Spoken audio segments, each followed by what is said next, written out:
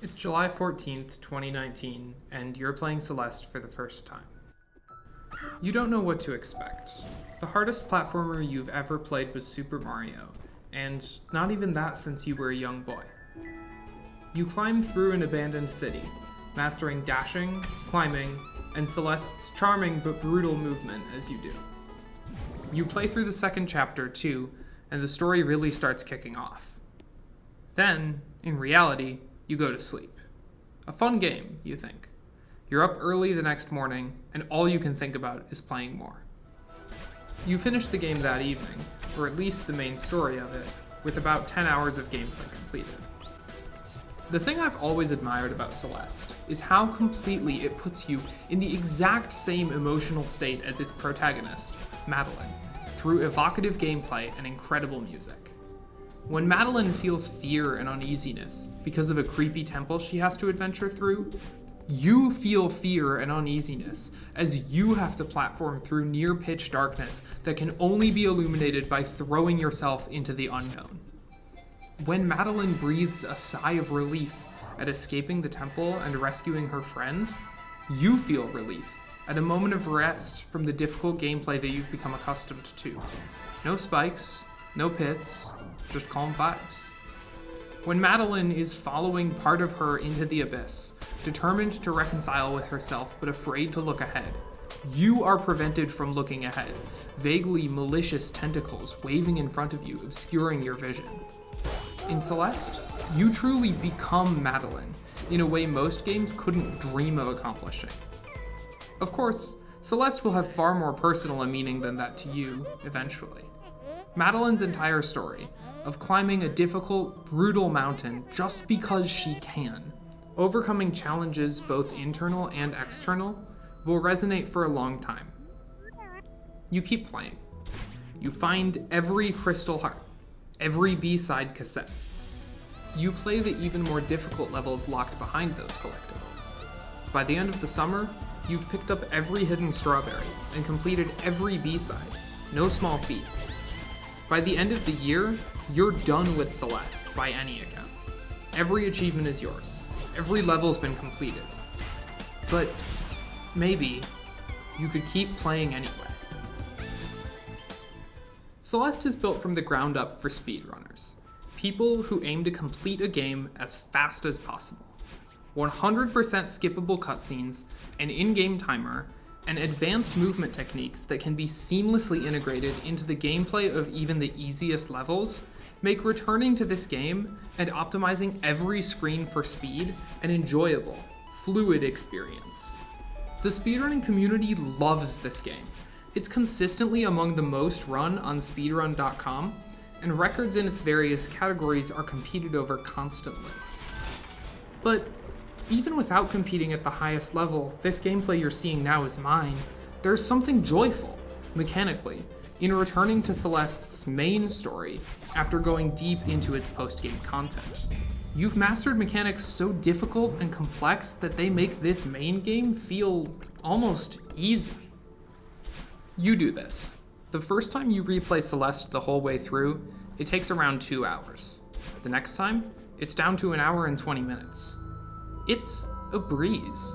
Where your first run racked up around 1,500 deaths, these runs are around 200. Far from perfect, but still significant improvement. Speedrunning this game is satisfying. A criticism that's often leveled at speedrunners is that they're playing the game wrong. You're not experiencing the story, you're seeing as little as possible of the game, and the challenge and mystery of that first playthrough is gone. I've talked about how cool it is that Celeste, through expertly controlling the challenge and pace of gameplay, makes your emotions mirror Madeline's. When the game's speedrun, it stops having that effect. When Madeline feels fear and uneasiness because of a creepy temple she has to adventure through, you feel just focus. You know the route. You don't need the torches. You know every shortcut. When Madeline breathes a sigh of relief at escaping the temple and rescuing her friend, you feel just focus. You can't die here, but you can still lose time. When Madeline is following part of her into the abyss, determined to reconcile with herself but afraid to look ahead, you know what's ahead. You've played these screens 1,000 times before. Narratively, the original purpose of the game is clearly gone here. There's hardly a story. You're skipping every cutscene anyway, right? But in speedrunning Celeste, in playing again and again and again, a new sense of meaning emerges. It's not a story of determination and perseverance against the odds anymore. Now it's a story of making new meaning by absolutely flattening things that used to be a challenge. It's easy, but because it was hard once, just playing it shows how far you've come. It's a simpler story, and you could argue about whether or not the developers even intended for that to be a part of the art they were making.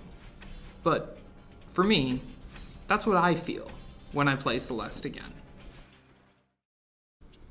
You play Celeste over and over. Around this time, you're starting to think about your gender. You get a new personal best, down to an hour, to finish a game that took you 10 the first time. For a while, you think you might be non-binary. Something about masculinity is just not right for you, but it's hard to put a finger on what it is, or why. Another new best. You've been playing the game a lot this year, and you're getting really good at the movement. 50 minutes now.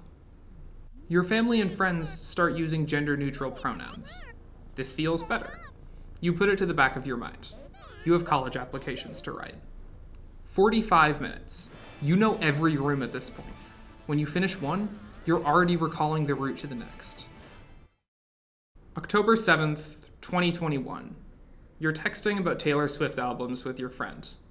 They joke about you needing to have a cottagecore aesthetic to match your fandom of folklore and Evermore. They're sending you pictures of dresses as a joke. There's probably some obscure German word you write for cottagecore aesthetic, making people wonder if they're trans.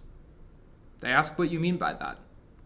You tell your friend you probably wouldn't be non-binary if you'd been born female. You'd be happy with your gender as is. You wonder if that means something. Your friend tells you you're a girl. Everything you thought you knew shatters. In that moment, you know, more surely than you've ever known anything, before or since, you're a trans woman.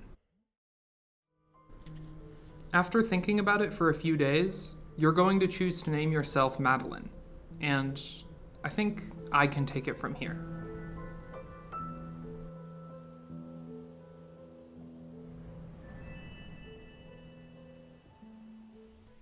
You, boy whose memory I won't spoil by invoking a name that served only as a chrysalis, playing Celeste was the best thing you ever did for us. It gave us a story of determination, and more than any story but a game could have been, this one was us. We conquer the mountain. And so, when I introduced myself as a woman for the first time, and when I came out to my school, and when I put on my first dress, a beautiful white cottagecore dress that my friend bought me, I felt myself climbing a new sort of mountain. Transitioning really is like Celeste. You're doing something that feels impossible. It's a long and winding journey, and you don't need to do it. The only reason is for you, to connect more deeply with yourself, to realize your dreams. When I did it, there were setbacks, sure, and I spent my fair share of time falling, but I did it. I achieved my wildest dreams, and then some. And now, 2 years later, getting dressed in the morning kind of feels the same as playing Celeste again. It's not hard anymore, but I still remember when it was. Every moment I spend doing it is an honor to my past self, to you, who spent so many hours building up those skills and exercising them and finding those moments of perfect fluidity. Something that used to be hard is now as easy as breathing.